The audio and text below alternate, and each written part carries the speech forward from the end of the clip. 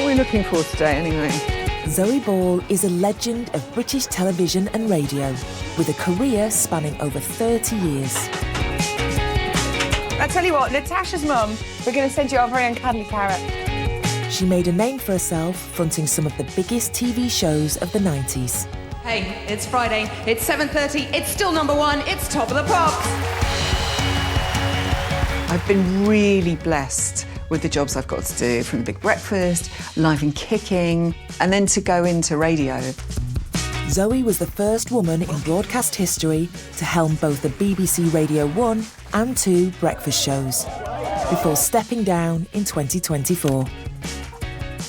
We lost my mum last year, and it really made me step back and look at the bigger picture and reevaluate what's important in my life. Nellie, my daughter, is 15, and I just want to be mum and be around for her before she's grown up and off out in the big wide world like her brother, Woody. If you were doing, look, Shakespeare Day. Shakespeare Day? Yeah. My kids are really keen to know if we are Brits through and through. Is there any Viking? Is there any pirates? Maybe they were what they called Morris dancers. We sort of joke that we're convinced that we come from a line of wrong uns. Zoe's dad, Johnny Ball, is the iconic children's TV presenter of the 70s and 80s. Famous for shows like Play School and Think of a Number. If you want to multiply 8 by 9, you fold the 8th finger down, and the answer is 70, 1, 2. And then we were out and about, people would be like, Johnny, you all right, Johnny? Think of a number, la, la, la. And he was always so brilliant with people, chat away, and he always used to say to me, so it's just a job. And he's right, it's just a job. It's just people know your face. As a teenager, it was quite embarrassing.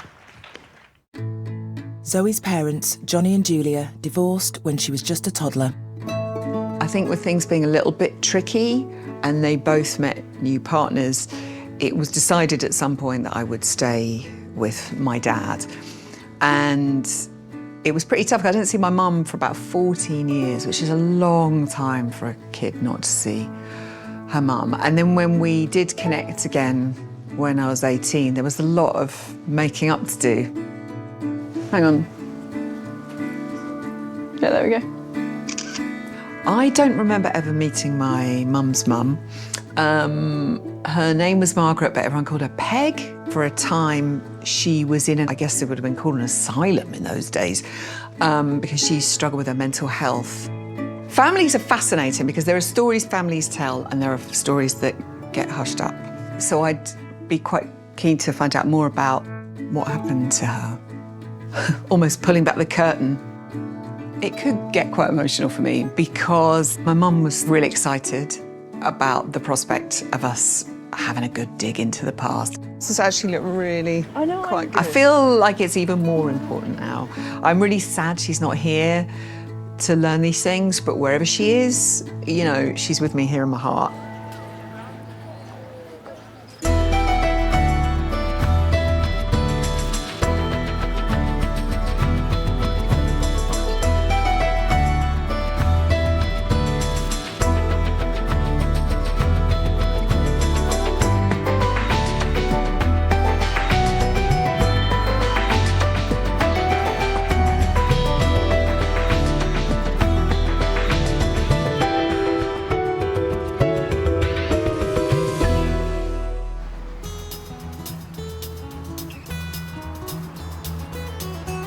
Zoe is starting with her dad Johnny's side of the family. She has come to her childhood home in Buckinghamshire to see what he can tell her about the history of the Balls. Dudley! Hello. Oh, it's cold out. Oh, look at that. Look at that lovely 70s bowl haircut. You look very happy. I remember that garden because I had a paddling pool and I had a little Wendy house, Yes. they were called Oh, in those yeah, days, a yeah. little playhouse, and I was in that Wendy house day in, day out. Absolutely, yeah. But then we let you back into your bedroom. Eventually, if allowed back in the house. Oh, look, there he is. My granddad Paul and my nana. So Anne and Dan, your Yeah. mum and dad. Look at his cheeky smile, even there. I know. My dad would have been a brilliant stand-up comic. And that's, in a way, where I got it all from. And he used to really make me giggle. You The can nose. see why, like, Stan Laurel always reminded me of Grandad. That's right, There was 'cause that lovely, gentle used to do that. humour, and he would do that all the time. And it was exactly Stan Laurel. It was, you know. And Nana, and I remember her mashed carrots. Do you remember she used to mash carrots and you hated them, and I loved those as mashed my dad carrots. used to say, you know, my dad used to say, good heavens, 10 o'clock and no cabbage on. Because at the weekend, the cabbage used to go on by 10 o'clock and you'd have lunch at 1. And that cabbage had been boiling away till there was nothing. Nothing of it. All that time. And you get that smell. So what about Grandad's family then? He was one of 5 kids, but the saddest thing of all is Dad's mum died when he was about 4, so he never really knew her.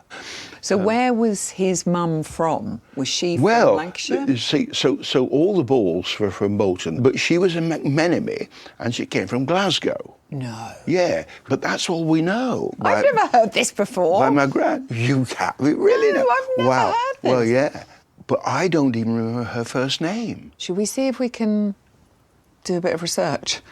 Daniel Ball. And what year was he born? 1908. 1908. Where was he born?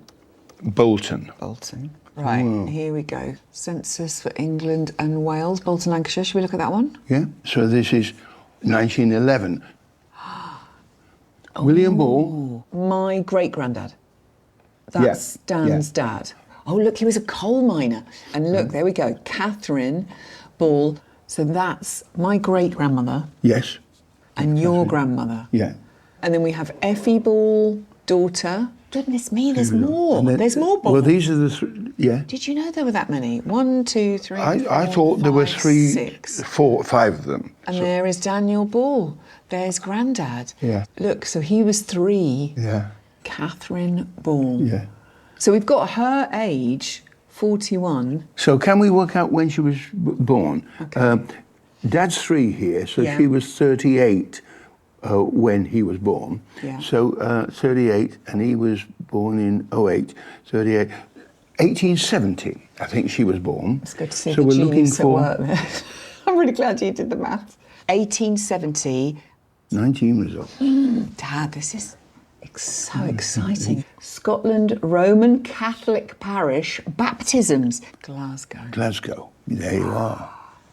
There's quite a lot. It's quite hard to read the writing, isn't it? Catherine. Catherine, there it is. There she is. There it is.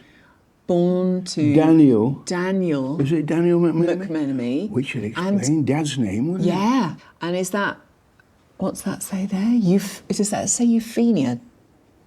This is brilliant. Don't. Hang on. So they are my great-great-grandparents? Yeah. And where do they live? So 7, is that Landrecy Might be. Street? Is it? I'm absolutely thrilled about this. I've got to go there. Zoe has discovered that her great-grandmother on her dad's side was called Catherine McMenemy, and that through her she has Scottish ancestry.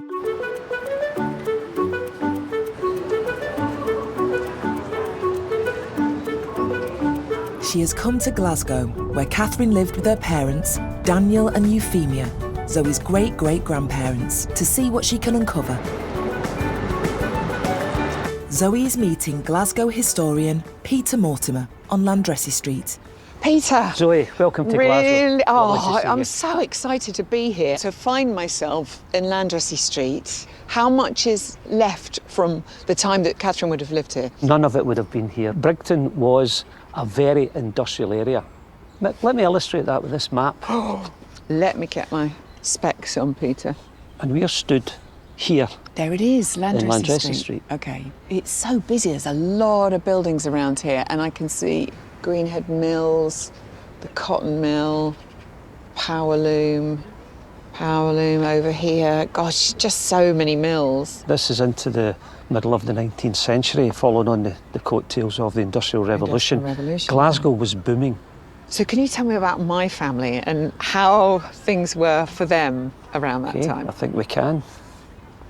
Look at And this. this is a document of Yeah. the 1871 census. So you've got 5 Landrecy Street there. Number 7 Here we go. And there's oh my goodness me, there's so many names here. What? This is all in one building. And then we finally have Daniel McMenemy, Euphemia, and there she is, Catherine, my great-grandmother, living in this house with all these other families. There would have been 11 families and upwards of 50 persons. How does that work? Like many in 19th century Glasgow, Zoe's great-grandmother, Catherine McMenemy, lived in what was known as a tenement house. Over 4 floors, these buildings often contained as many as 12 flats, each one made up of just a small living room and kitchen for the whole family. In the poorer tenements, there was only one shared outdoor toilet. With overcrowding and poor sanitation, disease spread quickly. Many of Glasgow's original tenement houses remain today. So Peter is taking Zoe to get a sense of what they were like. Yeah. So do we know any more about Catherine? Did she have siblings? Yes, and the first of them was Euphemia. After her mum? Absolutely. Okay. Okay, we have Register of Death in Scotland in 1872. That's correct. Oh no. Euphemia McMenemy. Oh goodness me. Does that say 19 days? Oh. She had a brother Yeah. called Peter. Oh, it's another Register of Death. So Peter McMenemy, 3.5 months. Yes. Whooping cough. Today, very treatable. Yeah. Back then, took a lot of lives. Dear Peter. So it's only by reading documents like this that we even know that Yeah.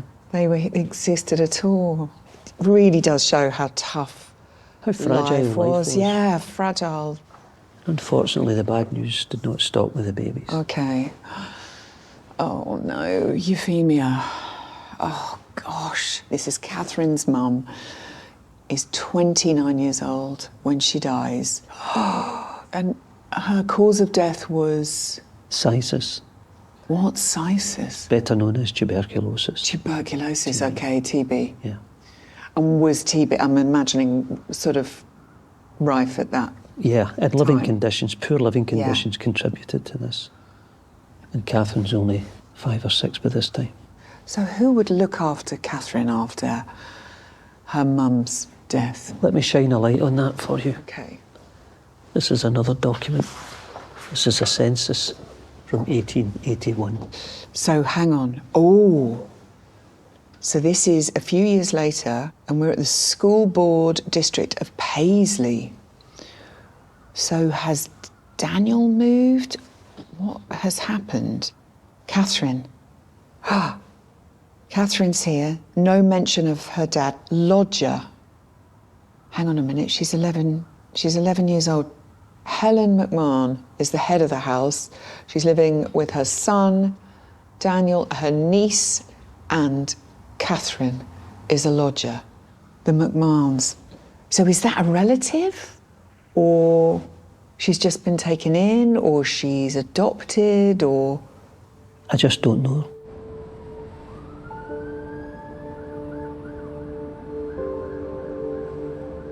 Today's suddenly taken a bit of a turn. The excitement of finding out that my great-grandmother, Catherine, was from Glasgow, coming up here and finding out where she lived and a little bit about her life. Suddenly that story's become very, very sad that this little girl has lost 2 baby siblings, and then her mum, my great-great-grandmother, Euphemia, is gone at just 29 years old. Where does that leave Catherine? And what has happened to my great-great-grandfather, Daniel? Where's he gone? Has he shacked up with somebody else? Is he still alive? To solve the mystery of how her great-grandmother, Catherine McMenemy, came to be living as a lodger with Helen McMahon at the age of just 11, Zoe has come to the Mitchell Library in Glasgow to meet genealogist Morag Piers. Okay, so what we can confirm is that we found her dad in Edinburgh. In Edinburgh, In right. Edinburgh, which is 60 miles from Paisley. Yeah. And he's working there. It wasn't unusual for fathers there wasn't nurseries, there wasn't daycares.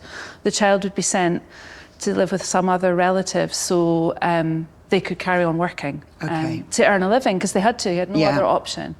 And having looked into this further, we can confirm that Helen is actually in a relationship with Daniel McMenemy, and this Daniel here is their child.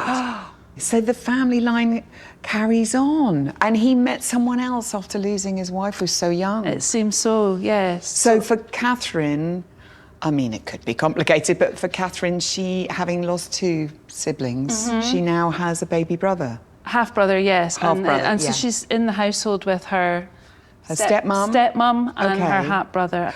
Oh, I don't know why, but I find that quite comforting. Yeah, that she is still in a family. Absolutely. He's not abandoned her. He's not abandoned her. Oh, I knew he was a good man. I did. I knew he was a good man. Okay, something else that interests me here, and I don't know, as I look at Catherine here, it seems that she has a job there. Yeah, so it says she's a half-time starch worker. So half-time means that she's part-time in the textile mills and part-time at school. It doesn't really mean half and half, it's probably more skewed towards the working. So what would happen next for Catherine? Okay, well, I'm afraid it's not a very happy story. Oh, there's been a lot of tragedy in this well, story there's more so to come, far. I'm afraid, Oh, gosh. because not long after this census was taken, both Helen and Daniel died. Gosh, yes. She's lost again Another sibling. Another sibling, and her stepmom. Yeah. So, but we do pick her up a few years later. There's a bit of a gap in the records, but the next record I've got to show you is this one. Okay, so here we have a copy of the entry of death. So here's Daniel, my great-great-grandfather, Catherine's dad. Yeah. And he was 40 years old when he died, and he had laryngitis.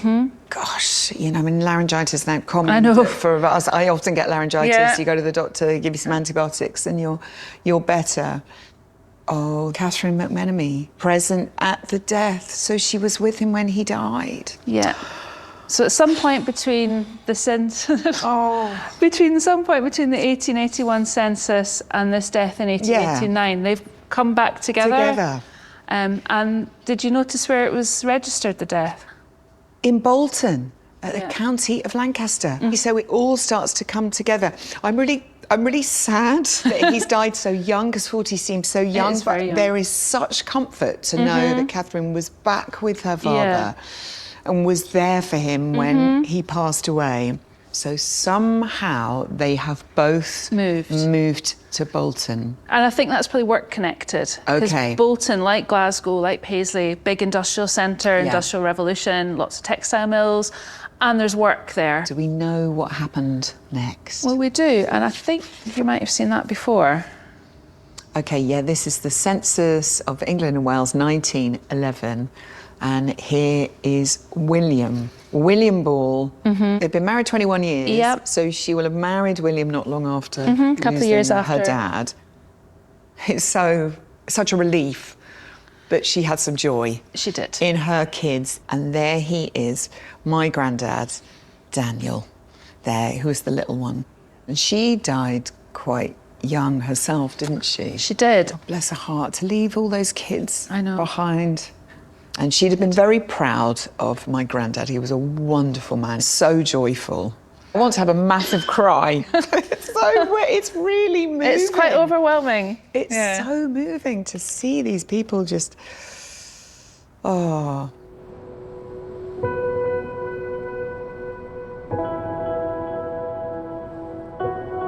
What a gift to have learned about Catherine and her life growing up in the tenements in Glasgow, a life that we knew nothing about.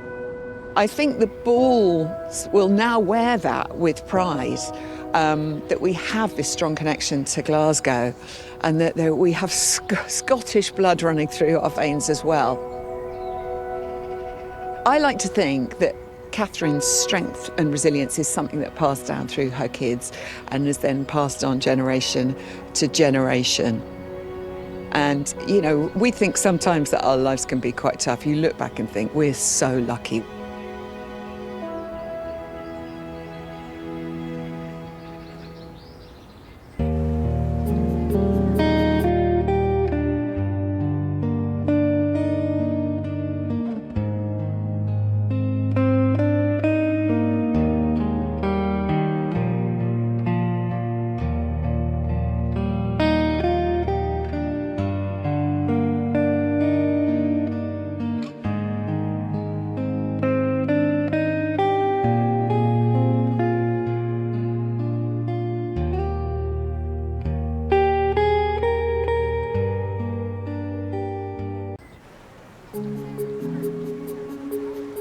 Having explored her Scottish roots through her dad's ancestors, Zoe now wants to find out about her late mother Julia's side of the family.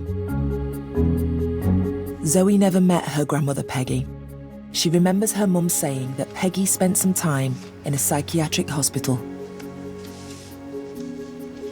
So these are boxes that have come from Mum's house that we've cleared out. Photographs, family albums, scrapbooks, all sorts of treasures.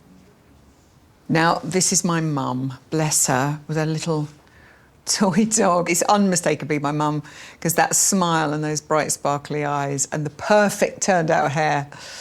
She never lost that look. And here, Julia, aged 9, taken in Christmas 1958. So this is my mum on her wedding day with her mum. So this is Peggy. It's quite strange looking at this picture and then sort of hearing that she had mental health issues. And you look at this lady here and she just seems like a real lovely lady who's very happy to see her daughter getting married. So, you know, was she well? Was she not? You know, I have no idea. Now, my mum talks a bit about this, and if I'm right, this is the house where my grandma, Peg, went to work in service. Does it say on the back? Littlewood Park, Alford, what happy days I spent here. As a nursemaid. Went there in 1928. Now that's gold, isn't it? And is this her? Is this my grandma? Right, here we go. Now we're finding out stuff. Margaret Bramwell Minto. I've heard the name Minto mentioned. Okay. This is Peggy. So she was Margaret, born 15th February 1913. This was taken on her 21st birthday. What happened to her? This lovely, gorgeous young lass.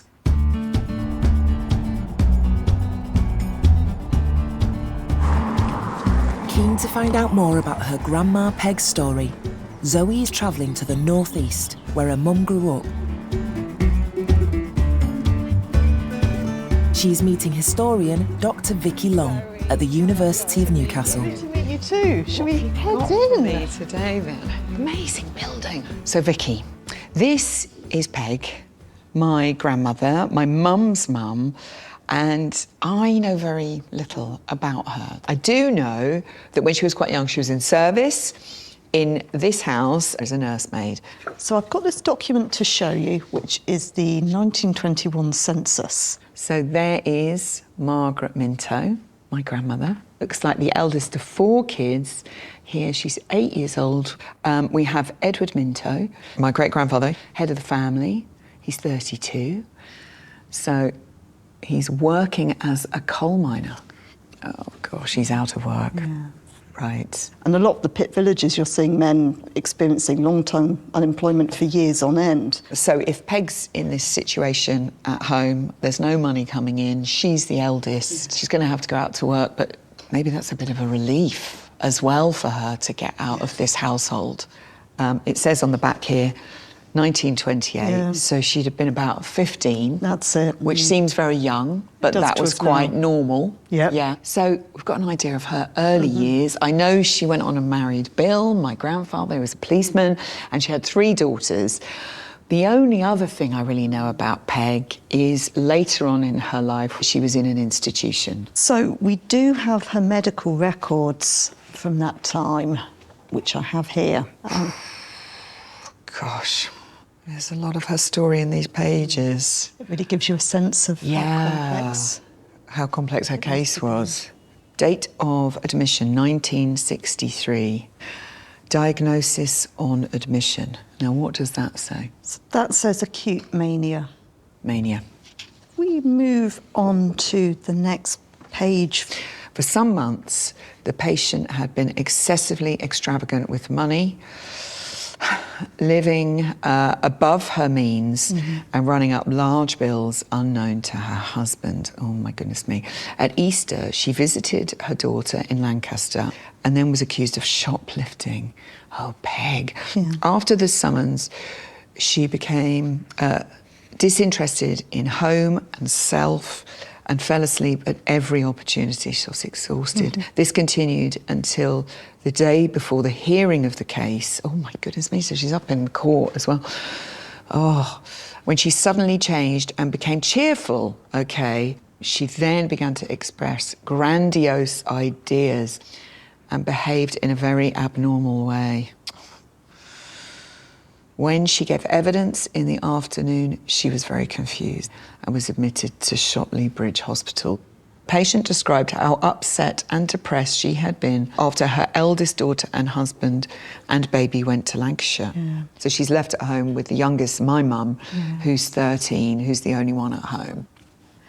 It kind of makes me feel sad for Peg, but also makes me feel sad for your mum as well. Yeah. Absolutely. Your daughter left at home. As an adult, it's hard to know how to look after someone who's going through a mental health crisis. So as a 13-year-old girl, both of them, I really feel for them. Yeah. It's kind of fascinating, isn't it, that here is a lass who came from a very impoverished working class family, goes to work in a house for some very wealthy people. So she's suddenly surrounded by, you know, all that grandiose behaviour. So later on, she's probably a little bit confused. She's seen the good life and she wants a bit of that herself. If we maybe go to the next document, Zoe, we get more of a sense perhaps of Peg's own voice about where that kind of grandiose label might have come from. Dearest Dorothy, John and family, we want you to join us on a trip to Norway. Oh dear. I know you've always wanted to go there. Just fly up, pet, because I've just won a lawsuit against Woolworths. Oh, this is the stuff my mum would talk about. You can go with us for as long as you like. Barbara Hutton, the Woolworths heiress, will be footing the bill. Where have you found this letter? I think the reason we have this letter is because it's in the medical record. And the reason it's in the medical record is because it wasn't sent. It's not been, no one sent it, No. And they're typically held back like this when they're seen as evidence of someone's... what's happening inside her mind, okay. It's an amazing demonstration of what it is like inside someone's mind who's going through something like this. My mum told me that her dad would take her to visit her mum when her mum was in this hospital. Now, how would that be as a young girl visiting a situation like that? It must have been really daunting for your mum to make those visits, but it probably was really good for Peg to see her daughter. It's unusual, actually, in that it's still functioning as a psychiatric hospital today. Vicky has brought Zoe to St Nicholas Hospital in Newcastle, where her grandmother Peggy spent a period of time in the 1960s. So my mum would have come here to visit my grandma in this very place. Yeah, this hospital.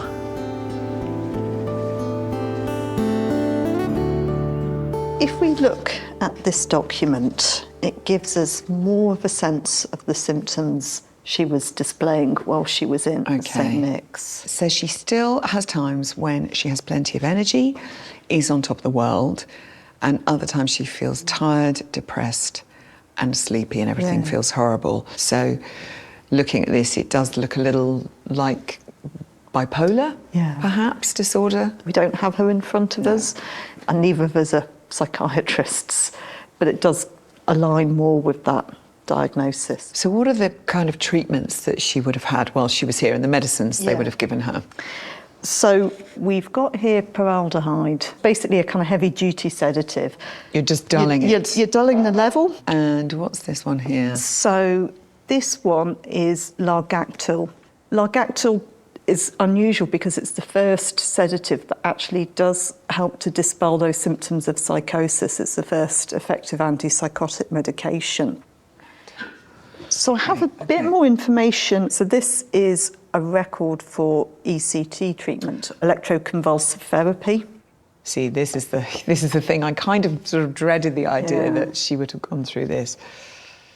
So this is quite confusing, but what we have here are indications that she's been given both a muscle relaxant and an anaesthetic. The anaesthetic obviously puts patients briefly out of consciousness, and the muscle relaxant means that you just don't see any kind of real visible convulsion taking place. So that risk of damage to muscle, to bone, to painful clenched jaws goes. So it's a more, so it's less brutal. Yeah. But I'm still intrigued. Did it work? Did ECT work for patients? People have mixed experiences with it, but many people did find it was a really effective treatment for depression, that no one quite knows why and how it works. But it did seem to work. It did seem to work. Would you like another letter from Peg? I'd love another letter. Is there Barbara Hutton in this letter? Bless her. Oh, okay. Dear Dr. Lawson, I will be unable to keep my appointment on Thursday, January the 14th. My daughter in Lancaster has to go into hospital, and I'm going down to look after my 2 little granddaughters. She's sounding really well here, isn't she? Will you please kindly make me another appointment? I have a supply of tablets and I'm keeping very well. Oh, Peg. Have been busy knitting Julie, my youngest daughter, 2 jumpers. Oh, if my mum still had those jumpers. And on with cardigans for Kim and Tracy. They're my cousins, Kim and Tracy. So they're June's 2 girls who she was going to look after. Wishing you all the best. Yours sincerely, Peggy Anderson. I'm really happy to hear she's doing well. My goodness me.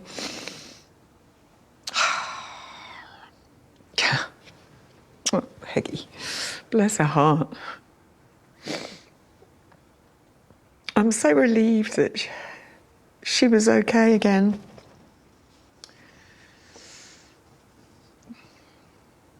And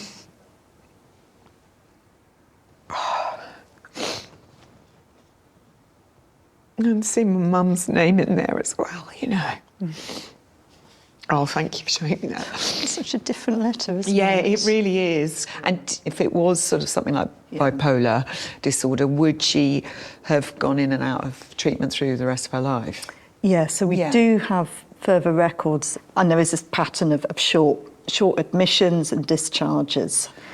I do have one more document for you, Zoe. Bless her. Here we are. On the 5th of August, 1979, a hospital in Lancaster. Oh, there's my mum's name. So my mum's the informant. So she had pneumonia, liver failure, and manic depressive psychosis. So she was 66, relatively young. Yeah. It's interesting because that's 1979, so I didn't see my mum during this period. So, yeah. I never knew that that's what happened. Oh, Peg. I'm so relieved, though, that she had time after with her family. You know, that was back in 63 and she lived till 1979, and though she is young, she did come back into her family's life. My mum used to say to me, standards, darling, standards, which is what her mum used to say to her, and I'm thinking that must have come from being in service. Yeah. Standards, darling, standard. And it's all starting to fall into place now, all these characteristics, of all these things my mum would say that would clearly have come from her mum. It's, it's sort of like the full picture. It's quite a powerful thing. It is.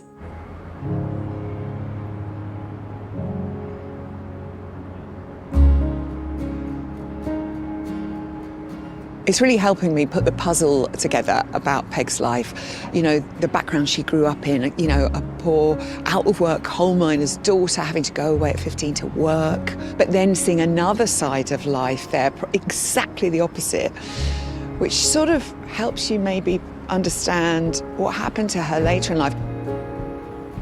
I think I was really apprehensive about seeing the hospital she was in. And in my mind, the idea of my grandma being in treatment for her mental health, I had some pretty tough ideas of how that would have been in my head. And I'm so glad that she managed to get the right treatment. She was able to live for a few years in between her visits to hospital and to have treatment, she was able to be a mother and a grandma.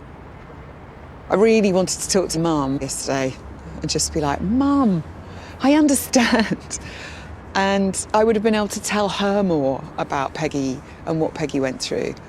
It was pretty moving stuff.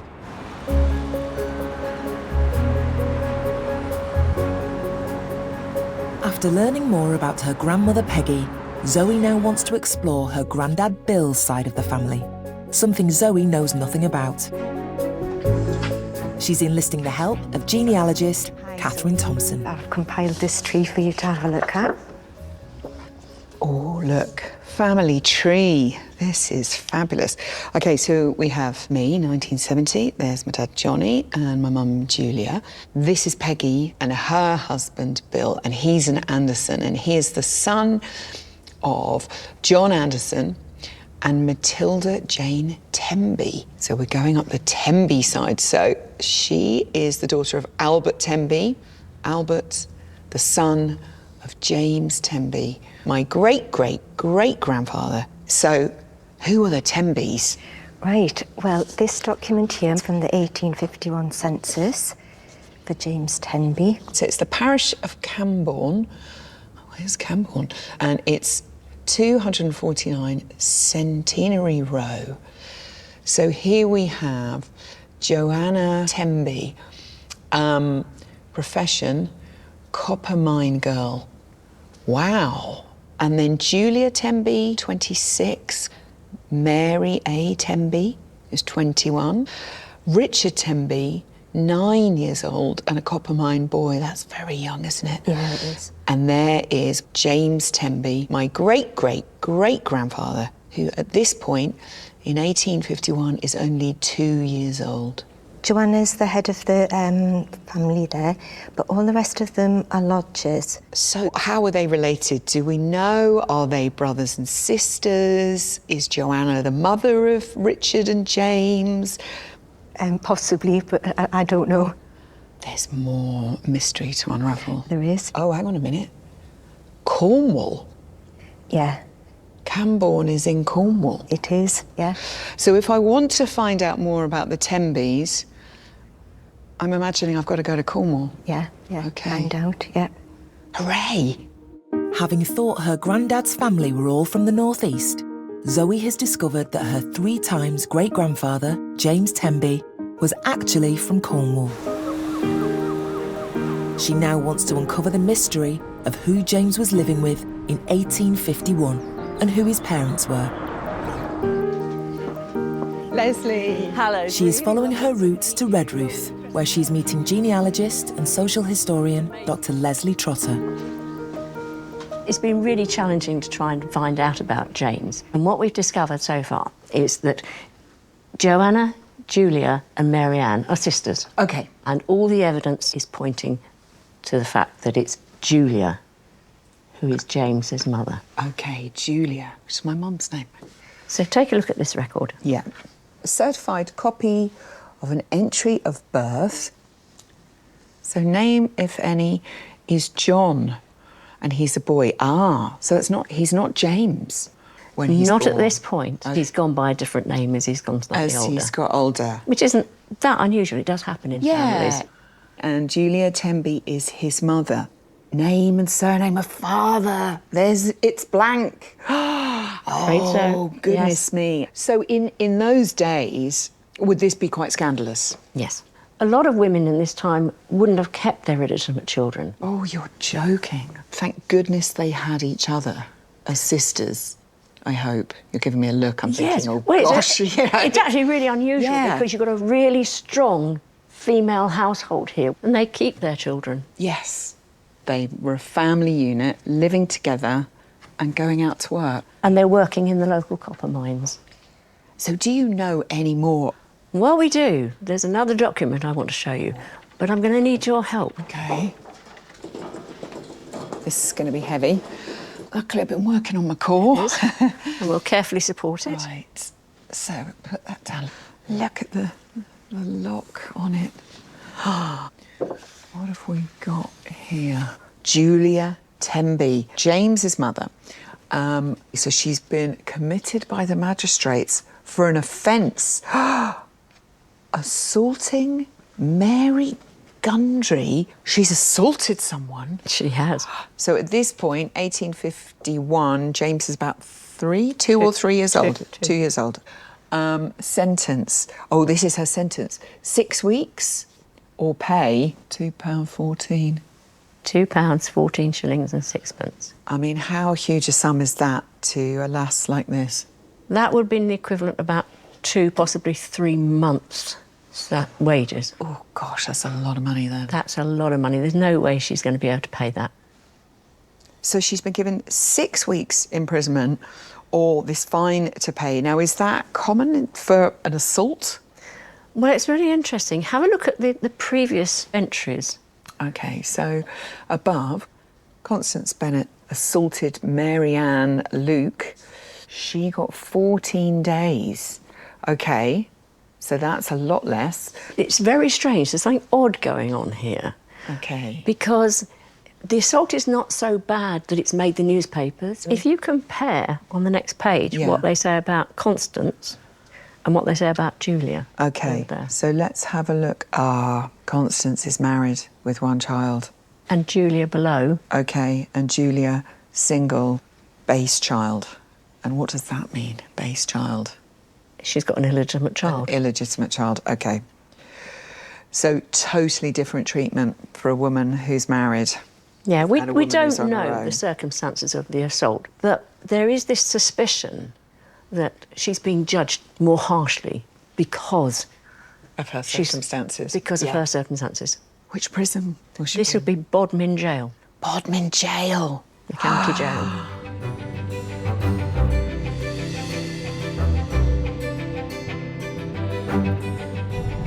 The big question at this point is, what happened to baby James? Was he in the prison with her and able to stay with his mother, or was he put into the workhouse, or, you know, who knows? Fingers crossed, I'm going to be able to find out a little bit more. Zoe has travelled to the edge of Bodmin Moor in Cornwall, to the jail where her 4 times great-grandmother was imprisoned. She's meeting its general manager, Jess Marlton. Jess, Zoe, welcome to Bodmin Jail. The jail is now a museum. Watch your head. OK. Head down, candle lit. What you're walking into, Zoe, is the former women's wing of this prison. It eventually became the naval wing, this one, but for your relatives, this is where the women would have been brought. Goodness me, and you really can't see anything down here, can you? No, and that's deliberate. This is the dark landing or reception landing. So when you're brought into this prison, you're brought into darkness, and you're going to stay down here until you prove you can behave yourself. Really? So if you're well behaved, there's a chance you might get to slightly better quarters? Upstairs are 3 more levels, and there's a glass roof on this building, so the better behaved you are, the closer to the light you'll move. And that's the key to this place. It's a reform prison. It's the first one to be built in the UK, and its whole premise was to improve your behaviour and change your outlook in life. So, Jess, is it likely that James would have come in here with Julia? There was nowhere else for him to go and no other means to support him. It's heartbreaking, isn't it? Well, I can show you an example of the kind of cell they might both have been in. It's just behind you. OK, let's have a look. Oh, my goodness me. This is... Gosh. Stone all around you. Very, very dark.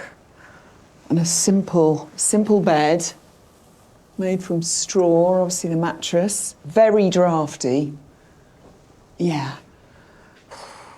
That's tough living, isn't it? I think it's pretty devastating to think of a 2-year-old living in these conditions. It must have been terrifying for both of them. They'd have come through the main gatehouse, 5 sets of gates. They'd have had their hair shaved off to stop head lice. They'd have been given their prison uniform. Was it very sort of strict conditions that It's really heads strict down and conditions. Yeah. It's a silent prison. There is no talking. Trying to keep a 2-year-old quiet, I should think, was quite a challenge. So it really is the whole act here. Yeah. Her behaviour is marked as orderly. So she's made an effort for her and for James to get herself out of here as quickly as she can. That's a big relief. Following in the footsteps of her ancestors, Zoe is staying the night in one of the cells in Bodmin Jail. Luckily for her, part of the historic prison is now a hotel.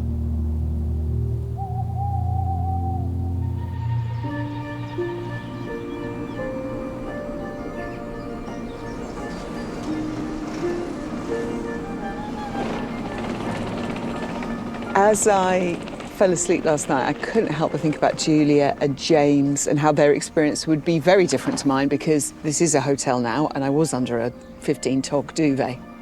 And I will admit, I did sleep with the light on. It's not spooky at all. For little James, you know, he was 2 years old. What a terrifying place to be living. And you wonder how much that affected the rest of his life. I hope that things got a little better for him.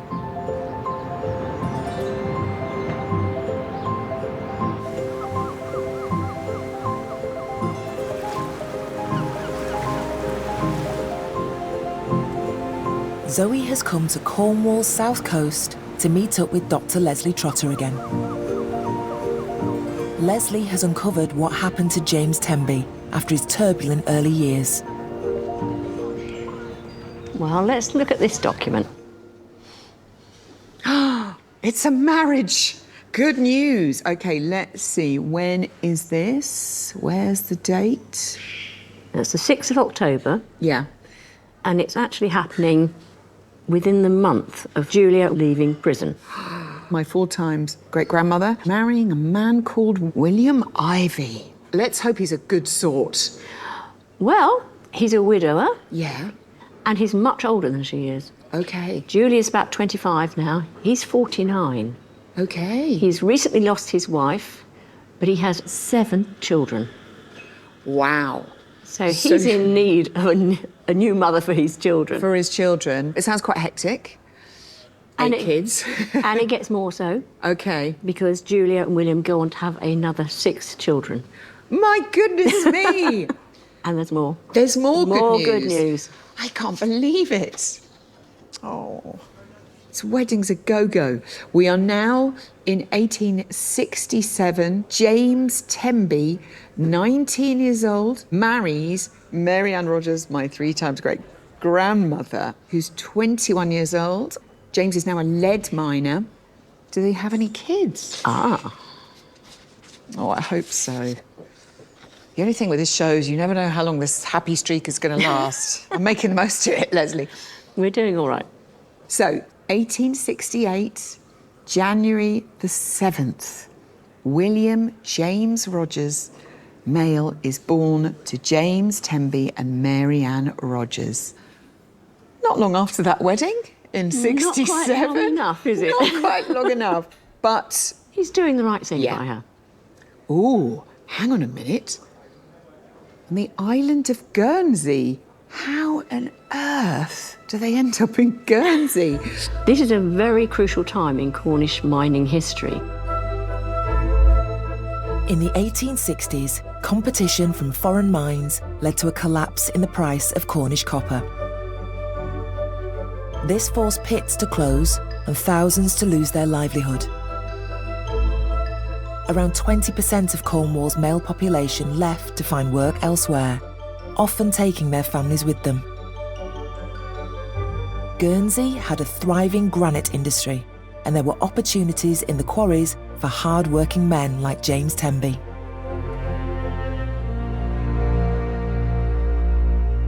James and Mary Ann have gone over with her mother and her stepfather, and also her sister and her husband. So they've gone over as a family unit. And you're so rooting for them to do well. Does this carry on, Leslie? Unfortunately... Oh, I knew we had a run of too much good luck. We have James Temby, his wife, Mary Ann there, and their 2 children. When sent, with a scent, so on the 16th of August, 1869, they have been sent to Plymouth. Length of residence here, 2 years. Oh, goodness me, reasons why sent. Destitute. Yes. So the work has dried up. And it's not just them being sent back. Okay. So the whole family group are being deported from Guernsey because actually being deported from Guernsey because they can't support themselves anymore. And Guernsey was rather notorious. And at this point in time, they're sending about 10,000 people out of the islands.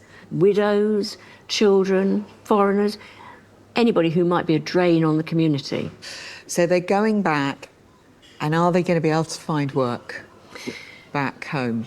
Well, let me show you the next document. Yeah.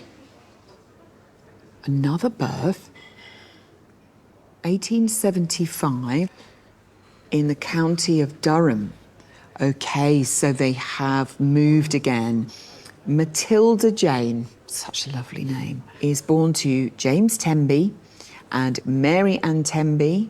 Occupation of father, coal miner.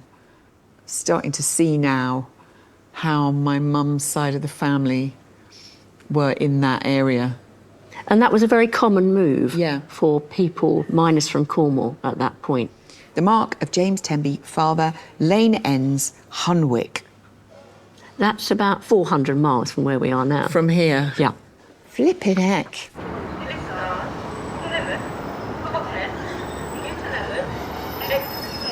Zoe has discovered that by 1875, her 3 times great-grandparents, James and Mary Ann Temby, had moved to Hunwick in County Durham, near to where her mum Julia grew up. It's strange, I'm actually following the footsteps of my 3 times great-grandfather James and his family now, travelling from Cornwall to County Durham. It's pretty impressive to see how far a family would travel to find work right across the country. I'm really invested in their future now. These are my people. I need to know they're okay. One man who knows James and Mary Ann's new home in Hunwick well is local author John Pallister. Hello, John. Hello, nice to meet you. Lovely to meet you. I'm hoping you might be able to help me. My 3 times great-grandfather, James Temby, and his family moved up here from Cornwall late 1800s, and I believe they settled in Lane Ends. This is Lane End. When your family was here in the 1870s, this whole area would have been full of houses, but all the houses have knocked down. And so I've got here an 1890 trade directory. Can you see anybody on there related to you? So we've got all the names. There's the Stitts and the Stobbs, the Sunters, and there's James Temby. There you are, you found him. He's a fruiterer. That's basically a greengrocer. Ah, so I guess if all these families are moving up here, everyone's working in the coal industry, more people, you need you need your services, yeah. A greengrocer, is he still working down the mine? Yeah, at that time, a lot of families, the wives would run the shops and the men would be down the mines. Okay. So they'd be proper entrepreneurs.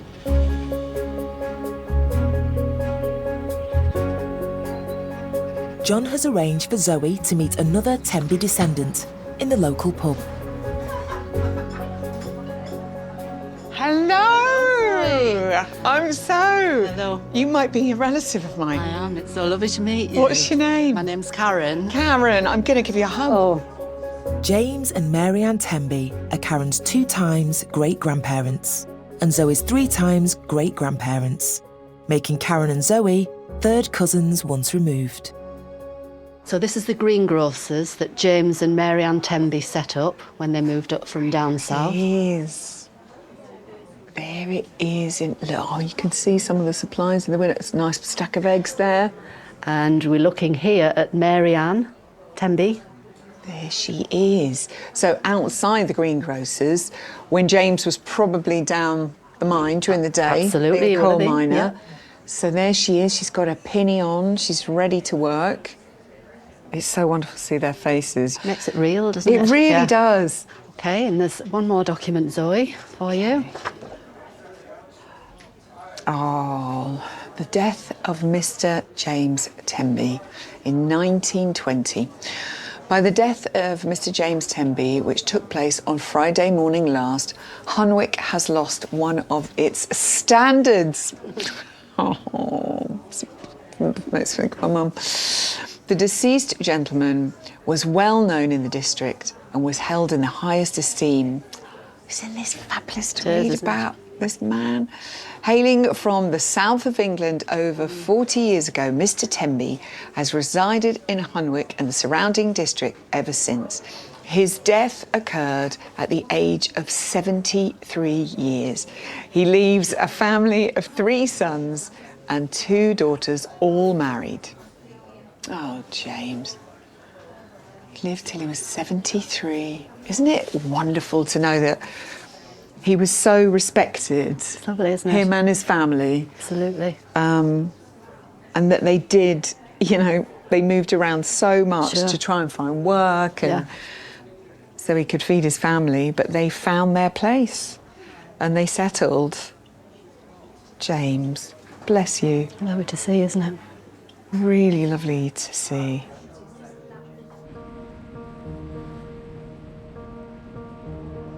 You know, I started out knowing so little about my mum's and dad's families. And the adventure I thought I was going on, or the places I thought I might go to, well, it's turned out that I was quite wrong. I've always had that thing of it doesn't matter where you live, it's the people you're with and what you're doing there, and you can make a home anywhere that you have to be. And that is something that I have seen from my ancestors, that they have very much had to do to follow to wherever life took them, where the work was, you know, to survive. And the strength and resilience that they've shown, and that family was really important to all of them. And it's kind of been really hard to do this without Mum, because she was so part of this experience. And I want to ring her up at the end of every day and just say, guess what, I found out now. And I know she'd be really chuffed.